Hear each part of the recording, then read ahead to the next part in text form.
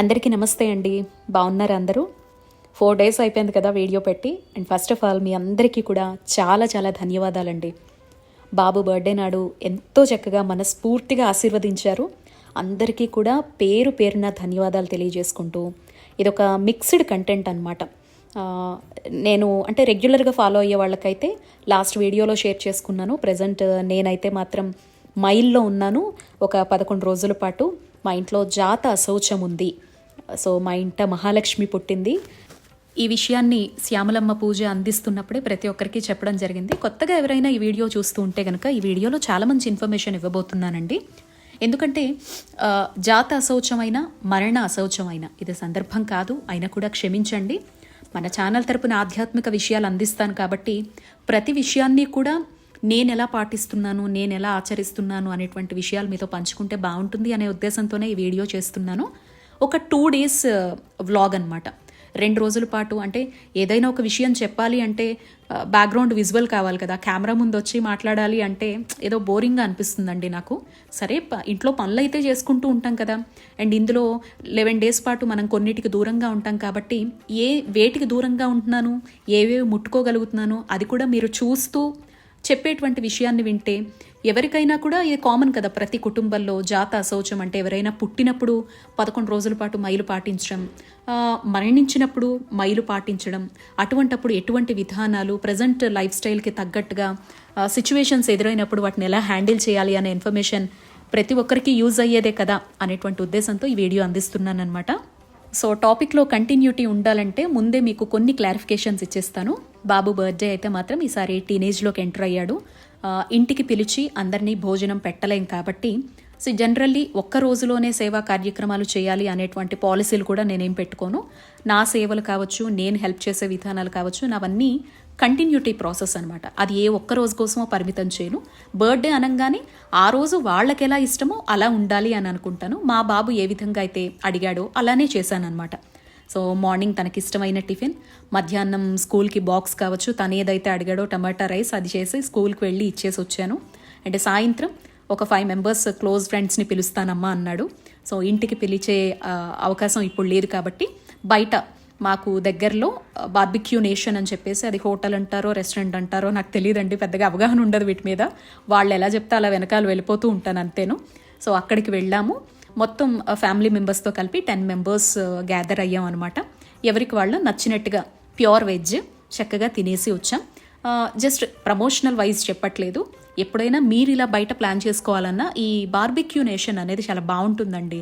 అక్కడ వాళ్ళు స్టార్టర్స్ ఇస్తారు, అవి చాలా బాగుంటాయి. ఫ్రూట్స్ తోటి, పన్నీర్, మష్రూమ్ అండ్ కొన్ని రకాల వెరైటీ ఐటమ్స్ బఫేతో ఉంటాయి. చాలా బాగుంటుంది. ఎప్పుడైనా ప్రిఫర్ చేయాలనుకుంటే కనుక జస్ట్ నా తరపున రివ్యూ అందిస్తున్నాను, వెళ్ళొచ్చండి. రేట్లు కూడా తెగ ఉండవు. మనకి బయటతో పోల్చుకుంటే నాకు అనిపిస్తుంది అనమాట, ఇంత చక్కనైనటువంటి హైజీన్ ఫుడ్ అనేది వీళ్ళు 900 చేంజ్లోనే విత్ ట్యాక్స్ ఇచ్చేస్తున్నారు అంటే హ్యాపీగానే అనిపిస్తుంది అనమాట. సో ఇది అంటే మీరు వీడియో చూసేటప్పుడు మళ్ళీ డౌట్స్ రాకుండా ముందే చెప్పేస్తున్నాను. ఇంకా ఆ తర్వాత ఈ ప్రజెంట్ సిచ్యువేషన్స్లో నా లైఫ్ స్టైల్ ఎలా ఉంది అనేటువంటి విషయాన్ని మీకు చెప్తాను. ఈ అశౌచం అంటారు. ఇది మరణానికి సంబంధించి, పుట్టుకకు సంబంధించి రెండిటికి కూడా మన హిందూ ధార్మికతలో కొన్ని విధానాలు అయితే చెప్పడం జరిగిందనమాట. వీటికి రిలేటెడ్గా పెట్టాలి విషయము, టాపిక్స్ అంటే వీడియోస్ అని చెప్పి ఎప్పటి నుంచో మనసులో ఉంది. బట్ ఇప్పుడు ఒక సందర్భం వచ్చింది. మళ్ళీ మనకి పూజలు అలాంటివి లేనప్పుడు సూతకానికి సంబంధించి కూడా నాకు తెలిసిన విషయాలు మాత్రమే మీతో పంచుకుంటానండి తప్పకుండా. ఇప్పుడైతే మాత్రం ఈ వీడియోలో పురిటి మైలు, దీన్ని మనం ఎలా ప్రజెంట్ లైఫ్ స్టైల్లో పాటించగలం అనేది చెప్తాను. ఎందుకు ఇన్నిసార్లు అంటున్నాను అంటే ఇప్పుడంతా మనం కాలంతో పరుగులు పెడుతున్నాము. ఇంట్లో హస్బెండ్ అండ్ వైఫ్ ఇద్దరు వర్కింగ్ ఉంటున్నారు. అది కూడా న్యూక్లియర్ ఫ్యామిలీస్ అయిపోయాయి. ఒకప్పుడు అంటే ఉమ్మడి కుటుంబాలు ఉండేవి. మన ఇంట్లో ఎవరికైనా మనవలకి డెలివరీలు అయితే నాన్నమ్మలు, అమ్మమ్మలు వంటి వారు చూసుకుంటూ ఉండేవారు. ఇంట్లో అమ్మలకి మైలున్నా, అత్తగారులకు మైలున్నా హెల్ప్ చేయడానికి ఆడపడుచులో ఇంకొకరు సాయం అనేది ఉంటూ ఉండేది. వాళ్ళని సపరేట్గా రూమ్లో పెట్టి వీళ్ళు దీపారాధనలు అవి చేసుకుంటూ అన్నీ అంటే పురిటి మైలుకి అండ్ మరణంకి సంబంధించిన మైలుకి చాలా డిఫరెన్స్లు ఉంటాయండి. పురిటి మైలు వరకు మనం తీసుకుంటే కొన్నిటికి మనకి ఎగ్జంప్షన్స్ ఉంటాయన్నమాట. మనం ఇది చెయ్యొచ్చు, అది చెయ్యొచ్చు అనే ఉంటాయి. బట్ మరణానికి సంబంధించి కొన్ని విధానాలు చాలా టఫ్గా ఉంటాయి అన్నమాట. సో అది ఇంకొక సందర్భంలో మాట్లాడుకుందాం. ఇక్కడ వరకు నేను చెప్పేది ఏంటంటే, అలా ఒకప్పుడు ఉమ్మడి కుటుంబాలు ఉండేవి కాబట్టి ఒకరికొకరు హెల్పింగ్గా ఉండేవారు.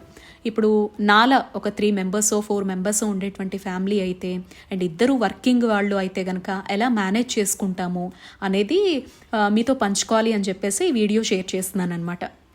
ఏదైనా సడన్గా మనం అది వినగానే టఫ్ అనిపిస్తుందండి. నెమ్మదిగా 1-2 రోజులు గడిచిన తర్వాత లేదా ఒక క్షణం కాసేపు ఆలోచించి మన శాస్త్రాలకు మన విధానాలకు మనం తప్పకుండా వాల్యూ ఇవ్వాలి. ఒక పీరియడ్స్ వచ్చినప్పుడు 3 రోజుల పాటైనా మనం దూరంగా ఉండలేమా, జనరల్లీ లైఫ్ స్టైల్ మెయింటైన్ చేస్తున్నప్పుడు అని ఆలోచించగలిగితే మాత్రం అందరికీ వర్తిస్తుందని చెప్పను. చిన్నపిల్లలున్నా, అనారోగ్యంతో అత్తమామల ఇంట్లో ఉన్నా, లేదంటే అమ్మ వాళ్ళ ఇంట్లో ఉన్నా, వాళ్ళ అనారోగ్యంతో బాధపడే వాళ్ళు, వాళ్ళకి మనం వండి పెడితే తప్ప కుదరదు అని అనుకునేటప్పుడైనా ఇది ప్రతి ఒక్కరికి వర్తిస్తుందని చెప్పను. వర్తించేటువంటి వారైనా మన విధానాలకు వాల్యూనిస్తే ప్రతిదీ ఆచరించవచ్చండి. అదైతే పెద్ద కష్టం అని నేను అనుకోను. నాకున్నంతలో అయితే మాత్రం నేను ఆచరిస్తూ వచ్చానమాట. నా వరకు తీసుకుంటేనండి, ప్రతిరోజు ఇంటినైతే క్లీన్ చేసుకున్నాను. ఫస్ట్ మీకు తెలుసు, ఈ విషయం నాకు తెలిసిన వెంటనే అసలు ఒక పెద్ద బ్లైండ్గా నేను వెళ్ళిపోయిన విషయం ఏంటంటే, మైల్ అనేది నాకు ఉంటుంది అనే విషయాన్ని నేను ఎందుకు మర్చిపోయానా అని అనిపించింది. జనరల్లీ మనకి పురిటి మైలు అనేది మన ఫ్యామిలీకి బ్లడ్ రిలేషన్స్ వైజ్ వస్తుందండి. ఇది కమ్యూనిటీ వైజ్ చేంజ్ అయిపోతుందండి. వాళ్ళ కులంలో వాళ్ళ పెద్దవాళ్ళు ఎలా అయితే చెప్తారో, వాళ్ళ కుటుంబాల్లో అత్తగారులు కావచ్చు, అమ్మ వాళ్ళు కావచ్చు, ఎలా చెప్తారో అలా ఫాలో అవుతూ వెళ్ళిపోవాలి. ఇప్పుడు ఏదో ఒక వీడియోలో చూసేసి ఇలాగే ఫాలో అయిపోతాము అని అనుకోకూడదు. మన వాళ్ళు ఏ విధంగా అయితే చెప్తారో ఆ విధానానికి ఫస్ట్ ప్రిఫరెన్స్ ఇవ్వాలి.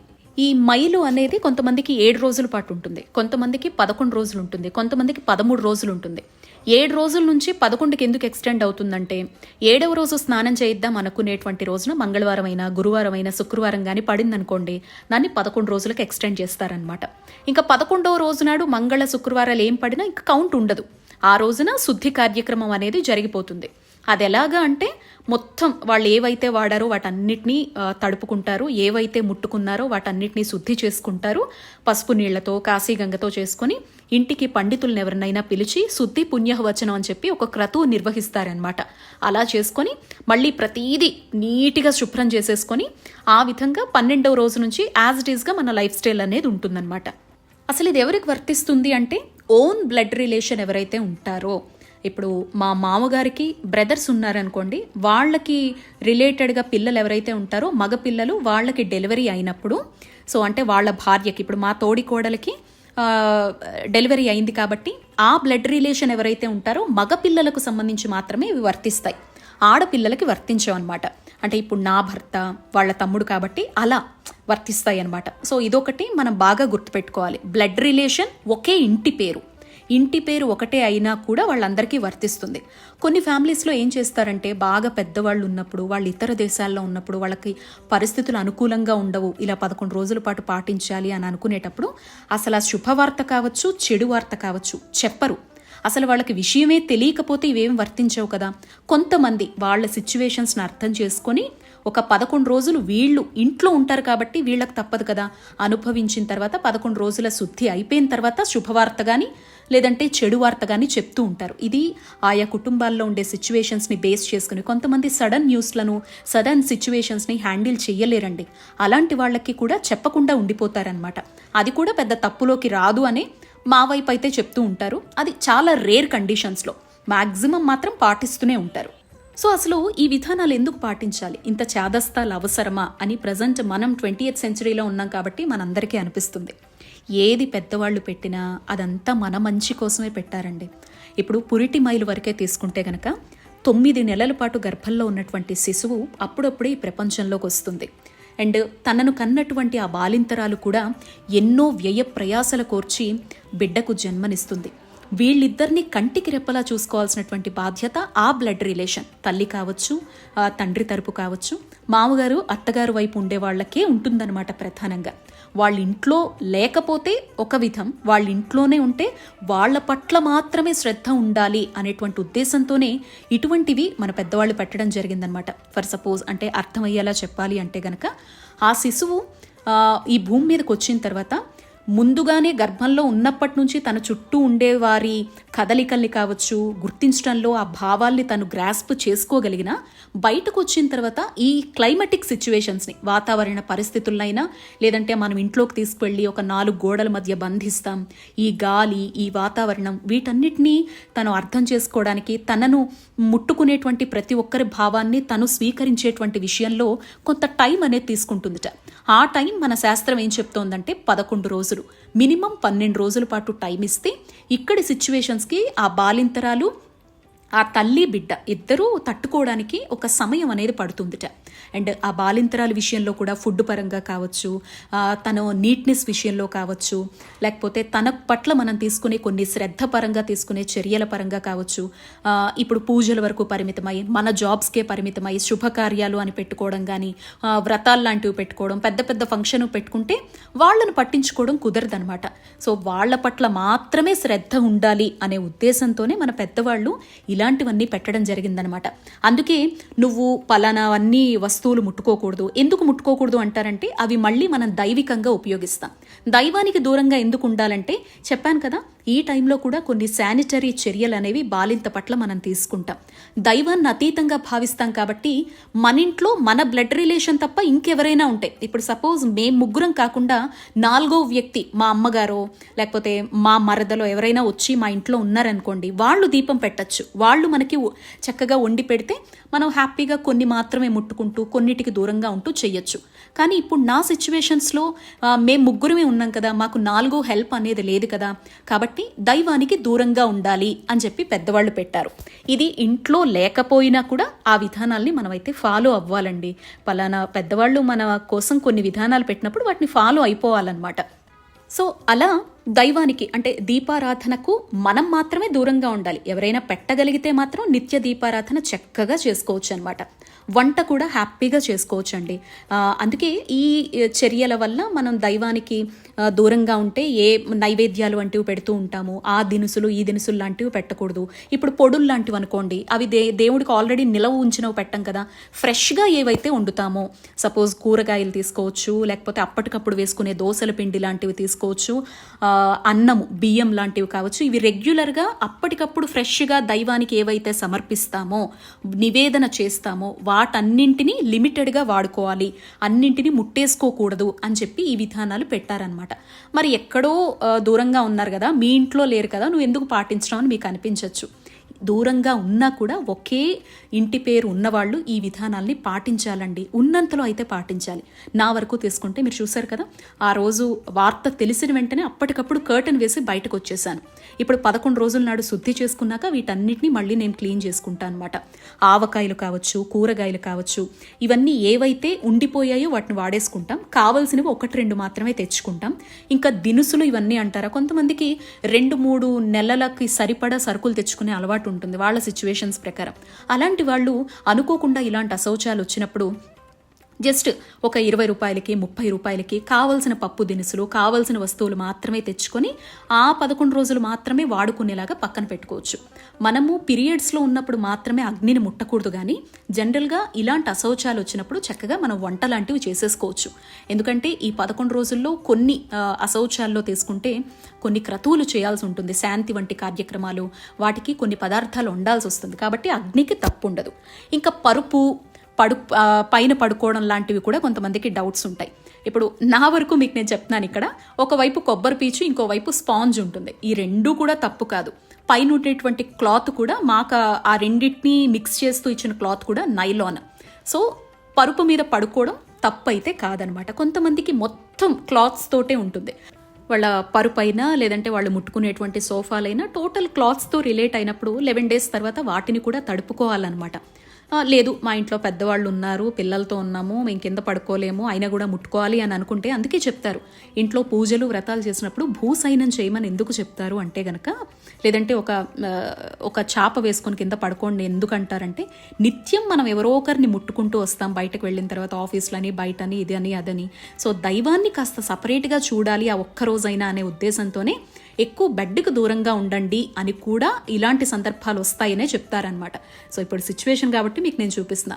ఇంక ఈ ఆవకాయలు లాంటివి పెద్ద పెద్ద నిల్వలు ఉండేవి ముట్టుకోకుండా కొంచెం మన పక్కింటి వాళ్ళనో బట్టల విషయంలో అయినా ఈ పొడులు ఇవన్నీ కూరగాయలు ఇవన్నీ ఎక్కువ మొత్తంలో మా ఇంట్లో ఉండిపోయి సడన్గా వార్త విన్నాము పాటించాలి అనుకునేటప్పుడు ఫ్రెండ్స్నో ఊర్లోనే ఉండే రిలేటివ్స్నో ఒక గంట సేపు ఇలా రండి అని చెప్పేసి మనం మేనేజ్ చేసుకోగలిగితే చేయొచ్చండి. సో వాళ్ళని ఒకసారి రమ్మని చెప్పి ఎంత ఈ 11 డేస్కి సరిపోతుందో అంత తీసి ఓ బాక్సుల్లోనో గిన్నెల్లోనో పక్కన పెట్టుకోవడం, లేదు అంటే వాటిని పడేయాల్సి వస్తుందన్నమాట. సో పెద్ద మొత్తంలో ముట్టుకున్నాము అంటే వీటన్నిటిని ఖచ్చితంగా పడేయాలండి. సో ఎందుకు అంటే నేను డీప్గా వెళ్ళలేనండి. అర్థం చేసుకుంటే మన పెద్దవాళ్ళు చెప్పింది యాజ్ ఇట్ ఈస్ ఫాలో అవ్వాలి అనే మాట మాత్రం చెప్తాను. వీటి వెనుక ఉన్న రీజన్స్ కూడా మ్యాక్సిమం నాకు వీలైనంత వరకు చెప్పేటువంటి ప్రయత్నమే మీ అందరికీ చేస్తున్నాను. ఇంకాస్త డీప్గా అయితే వెళ్ళలేం కదా. అండ్ నెక్స్ట్ వీడియోలో కూడా నేను క్లీన్ చేసుకునేటువంటి ప్రాసెస్లో ఏది ఎందుకు ఎలా చేయాల్సి వస్తుంది అనేది ఎక్స్ప్లెయిన్ చేస్తూ అయితే చెప్తాను. ఈ వీడియోలో ప్రజెంట్ ఉన్నంతలో నేను జాబ్ చేస్తూ ఇంటిని మేనేజ్ చేసుకుంటూ ఏది చెయ్యగలుగుతున్నాను అనే విషయాన్ని మాత్రమే మీకు చెప్తున్నాను. అండ్ ముగ్గు వేసుకునే విషయంలో ఇంటిని రోజు చక్కగా తడిగుడ్డ పెట్టుకోవచ్చు అండి. ఫ్రిడ్జ్ లాంటివి ముట్టుకోవచ్చు. పొడి పదార్థాలు ఏవైతే పొడులు ఉంటాయో వాటికి తప్పు ఉండదు. గ్రేవీ పదార్థాలు ఏవైతే ఉంటాయో, దినుసులు లాంటివి ఏవైతే ఉంటాయో, కూరగాయలు, బట్టలు కూడా మనకి ఎంత కావాలో అంత మాత్రమే వాడుకోవడం. పూజలకి శుభకార్యాలకు వెళ్ళేటప్పుడు పట్టు చీరలు అవి వాడే కబోర్డ్స్ ఇవన్నీ సపరేట్గా ఉంచి వాటిని ముట్టుకోకుండా ఉండడం. సో ఇలా ఉన్నంతలో అది వాళ్ళు మన ఇంట్లోనే ఉంటే ఇది ఈ నిష్ట అనేది ఇంకాస్త ఎక్కువ ఉంటుందండి. దూరంగా ఉన్నారు కాబట్టి చెయ్యగలిగినంతలో అయితే మాత్రం చెయ్యాలి. సో దీపం విషయంలో కూడా ఎవరైనా మన రిలేటివ్స్ ఇక్కడే ఉండి రోజు వచ్చి దీపం పెడతారు అంటే పెట్టించుకోవచ్చు. ఇప్పుడు నాకు ఆ సిచ్యువేషన్ లేదు కాబట్టి నేను పూజా రూమ్ని టోటల్గా క్లోజ్ చేశాను. అందుకే అంటారు కార్తీక మాసం లాంటి టైంలో 365 వత్తి వెలిగిస్తే ఇటువంటి సిచ్యువేషన్స్ వచ్చినప్పుడు మనం దీపం పెట్టలేకపోయినా ఆ ఫలితం ఒక్క దీపంతో రావాలని సంవత్సరానికి ఒక్కసారి 365 వత్తి వెలిగించాలి అని ఉంటుంది. అండ్ నిత్యం శ్రీచక్రం ఉంది, శివయ్య ఉన్నారు మా ఇంట్లో, చాలా పెద్ద శివలింగం ఉంది. వీటన్నిటికీ నిత్యాది క్రతువులు జరగాలి. బట్ సిచ్యువేషన్స్ అలా లేవు కాబట్టి నేను అన్నం తినేటప్పుడే స్వామివారికి చెప్పుకుంటాను, ఇదే ఈరోజు నైవేద్యం అనుకో స్వామి అని చెప్పేసి ఒక ముద్ద పక్కన భూతదయ కోసం పెడతాం కదా, సో అప్పుడే దత్తార్పణం అనుకుంటాను. ఇలాంటివి ఎప్పుడైతే నిత్య జీవన శైలిలో అలవాటు చేసుకుంటామో అనుకోని సిచ్యువేషన్ అది గుడ్ ఆర్ బ్యాడ్ ఏది ఎదురైనా కూడా మనకి మనం డైలీ చేసుకునేటువంటి లైఫ్ స్టైల్ లాగే అనిపిస్తుందండి. సో ఈ 11 డేస్ పాటు ఎలాంటి శుభకార్యాలకి టెంపుల్స్కి కానీ వ్రతాలు పూజలు లాంటివి చేయకూడదు. అండ్ కావాలని మనం ఎవరింటికి వెళ్ళకూడదు, ఎవరు మన ఇంటికి రాకూడదు. అందుకే చూడండి బాలింతలు ఇంట్లో ఉండేటప్పుడు 3 నెలల వరకు కూడా కాళ్ళు బయట కడుక్కొని లోపలికి రమ్మంటారు. ముట్టుకునేటప్పుడు కూడా స్నానం చేసిన తర్వాతే ముట్టుకోమని చెప్తారు. వీటన్నిటి వెనుక సైంటిఫికల్ రీజన్ ఉంటాయి. మనకి హిందూ ధార్మికతలో ఉండేటువంటి రీజన్స్ కూడా చాలా చాలా ఉంటాయండి. మన భావాల ఏదైతే ఉంటాయో అవి ఆ పిల్లలకు అంటుకోకూడదు, వాళ్ళు పరిశుభ్రంగా ఉండాలి అనేటువంటి ఉద్దేశంతోనే పెద్దవాళ్ళు ఇవన్నీ పెట్టడం జరిగిందనమాట. మన దగ్గర వాళ్ళు లేనప్పుడు ఉన్నంతలో అయితే మాత్రం పాటించే విధంగా చూసుకోవాలి అనే ఉద్దేశంతోనే నేను ఎలా పాటిస్తున్నాను అనేదే మీకు చెప్పాను. అశౌచం ఉన్నప్పుడు ముగ్గుకి సైడ్ గీతలు వెయ్యరు. ఎప్పుడైతే సైడ్ బోర్డర్స్ లేకుండా ముగ్గు వేశామో అప్పుడు వాళ్ళ ఇంట్లో ఏదో అశుభం ఉంది, లేదంటే వాళ్ళ ఇంట్లో ఏదో అశౌచం ఉంది అని అర్థం చేసుకుంటారట. దేవతల ఆగమనం కావచ్చు, ఎవరైనా అనుకోకుండా సాధువులు సత్పురుషులు వచ్చినప్పుడు ఇంటి దగ్గర ఆ బోర్డర్స్ ఎప్పుడైతే ఉండవో 4 గీతలు పెడతాం కదా, 2 గీతలు చుట్టూ ముగ్గుకి, అది చూసేసే వెళ్ళిపోవడం జరుగుతుందిట. లేదు మేము వెళ్ళొచ్చు అనుకునేటప్పుడు లోపలికి వస్తారట. సో అందుకే ముగ్గుకి ఎప్పుడూ కూడా దిగ్బంధనం అనేది కంపల్సరీ అని చెప్తారు. ముగ్గుతోనే ఆ ఇంట్లో శుభమా అశుభమా అనేది కూడా నిర్ణయించుకునేంత చక్కని విషయాలు మన హిందూ ధార్మికతలో ఉన్నాయండి. ఉన్నంతలో అయితే డీటెయిల్స్ అందించాను. ఇంకా డౌట్స్ ఉంటే కింద మెసేజ్ చేయండి. అండ్ ఇవన్నీ కూడా నా పెద్దవాళ్ళు నా వ్యక్తిగతంగా నేను తీసుకున్నవి మాత్రమే మీతో షేర్ చేశానండి. అందరికీ ఈ సిచ్యువేషన్స్ ఇలా కుదరాలని లేదు, అవుతుంది అని కూడా చెప్పలేం. కుదరినప్పుడు ఒక దండం పెట్టుకొని వెళ్ళిపోవడం తప్ప ఏం చేయలేం. మరొక వీడియోతో మళ్ళీ మీ అందరినీ కలుస్తాను. నమస్తే. ఏవైనా తప్పులుంటే దయచేసి క్షమించండి.